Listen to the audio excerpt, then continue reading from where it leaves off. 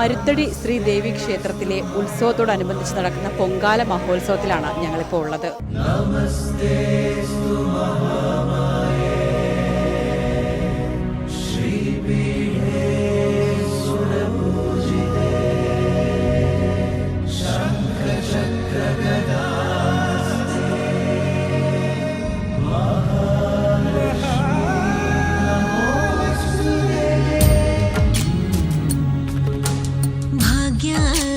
ಲಕ್ಷ್ಮೀ ಬಾರಮ್ಮ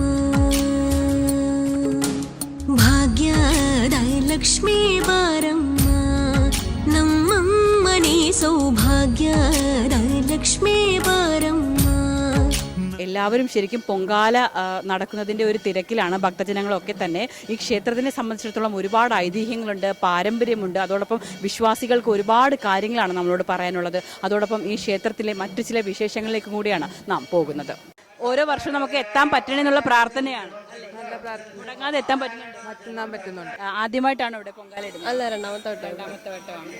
ശരിക്കും ഓരോ വർഷവും പൊങ്കാല ഇടുമ്പോൾ എന്താണ് വീണ്ടും വീണ്ടും വരാൻ തോന്നുന്നുണ്ടോ? എൻ്റെ കൂടെയുള്ളത് ശൈല എന്ന് പറയുന്നൊരു ചേച്ചിയാണ്. ചേച്ചിക്ക് ശരിക്കും സുഖമില്ലാത്തതാണ്. എന്താണ് ശരിക്കും പറയും ഇവിടേക്ക് എത്താൻ തോന്നുന്നത്? നമ്മുടെ കുടുംബ അമ്പലവും നമ്മളെല്ലാ വർഷവും വരും. നമുക്ക് നല്ല വിശ്വാസം പറ്റില്ല. വളരെ വളരെ അതിപ്രസക്തമായ മരത്തടി ദേവി ക്ഷേത്രമാണ് ഇത്. വിവിധ ഭാഗങ്ങളിൽ നിന്ന് ഒരുപാട് ആൾക്കാർ വരുന്നുണ്ട്. ഇവിടുത്തെ പ്രത്യേക വഴിപാട് കാര്യങ്ങൾ, ഇവിടെ കാരിസത്യ പൂജ ഉണ്ടായിരുന്നു. അതായിരുന്നു ഇവിടുത്തെ പ്രധാനം. അന്നൊക്കെ ഇവിടെ ജനങ്ങളുടെ ബഹളമായിരുന്നു. ലക്ഷ്മീ ബാരമ്മ. ക്ഷേത്രത്തിന്റെ സെക്രട്ടറി ആയിട്ടുള്ള അജിത് കുമാർ ചേട്ടനാണ് ഇപ്പോൾ കൂടെയുള്ളത്. നമസ്കാരം ചേട്ടാ. ശരിക്കും പറയാം ഉത്സവത്തിന്റെ ഒരു പരിപാടികളൊക്കെ നിങ്ങൾ എങ്ങനെയാണ് കോർഡിനേറ്റ് ചെയ്തിരിക്കുന്നത്? ഉത്സവ ദിവസം രാവിലെ ഓട്ടംപാട്ടിന്റെ അകമ്പടിയോടുകൂടി കൊടിയേറി ഉത്സവം സമാരംഭിക്കുകയാണ്. തുടർന്ന് വൈകുന്നേരം 4 മണിക്ക് പൊങ്കൽ ആരംഭിക്കും. പൊങ്കലിൽ ഏകദേശം 2000-ഓളം വനിതകൾ അവരുടെ ഓരോ വർഷത്തെയും ജീവിത അഭിലാഷങ്ങൾ, ജീവിതത്തിലെ ഉന്നമനത്തിനും വേണ്ടിയിട്ട് ആഗ്രഹിച്ചുകൊണ്ട് പൊങ്കൽ ഭഗവതിക്ക് സമർപ്പിക്കുന്നതാണ്. തുടർന്ന് ചൊവ്വാഴ്ച ദിവസം എഴുന്നള്ളത്തുണ്ട്. ആ എഴുന്നള്ളത്ത് വളരെ പ്രസിദ്ധമാണ്.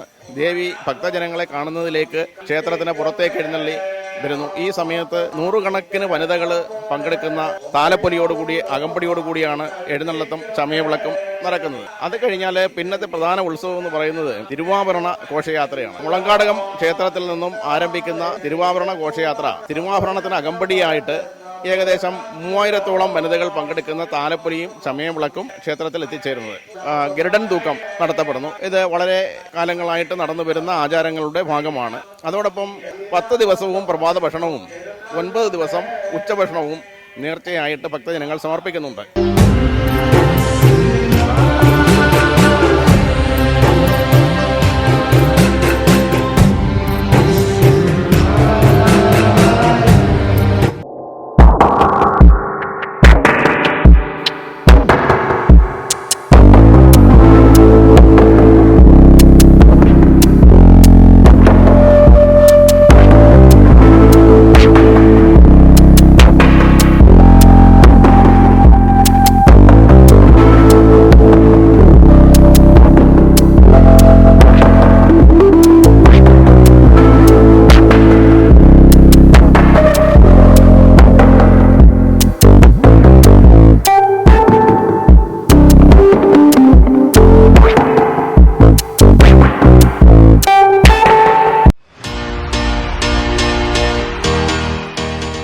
ദന്തരോഗ പരിചരണ രംഗത്ത് മികച്ച പരിചരണം നൽകുന്ന doctor Roshna's smiles and glow multi speciality dental clinic പ്രവർത്തനം ആരംഭിച്ചു.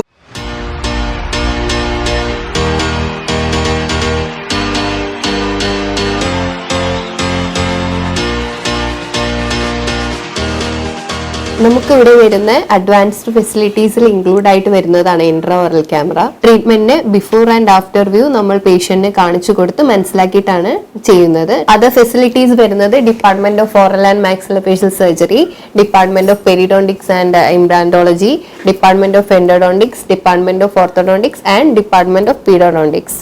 സെക്രട്ടേറിയറ്റിന് പിൻവശം ഗവൺമെന്റ് പ്രസ് റോഡിൽ പ്രവർത്തിക്കുന്ന സ്ഥാപനത്തിൽ ഉദ്ഘാടനത്തിന്റെ ഭാഗമായി ഫെബ്രുവരി, മാർച്ച് മാസങ്ങളിൽ കൺസൾട്ടേഷൻ സൗജന്യമായിരിക്കും. രാവിലെ 9:30 മുതൽ രാത്രി 8 മണിവരെയാണ് പരിശോധനാ സമയം. കൂടുതൽ വിശദവിവരങ്ങൾക്ക് 9605 395695 എന്ന നമ്പറിൽ ബന്ധപ്പെടുക.